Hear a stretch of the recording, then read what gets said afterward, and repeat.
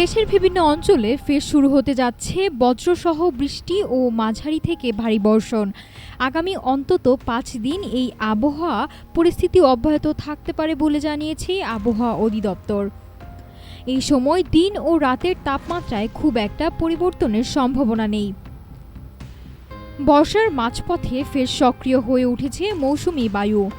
রাজস্থান, পশ্চিমবঙ্গ হয়ে বাংলাদেশের দক্ষিণাঞ্চল পার হয়ে আসাম পর্যন্ত বিস্তৃত মৌসুমি বায়ুর অক্ষ। এর প্রভাবে রংপুর, ময়মনসিংহ, চট্টগ্রাম ও সিলেট সহ দেশের অধিকাংশ বিভাগে ঝোড়ো হাওয়া সহ বৃষ্টির পূর্বাভাস দিয়েছে আবহাওয়া দপ্তর।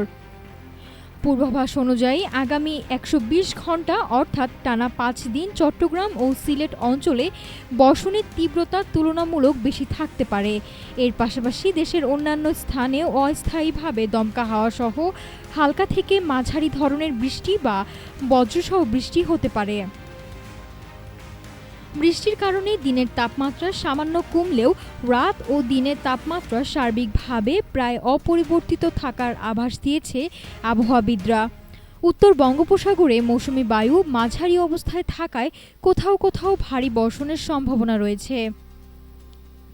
বৃষ্টিপাত ও বজ্রপাতের সম্ভাবনা থাকায় দেশের নদী, বন্দর ও উপকূলীয় অঞ্চলের সাধারণ মানুষকে সতর্কতার সাথে চলাচলের পরামর্শ দেওয়া হয়েছে।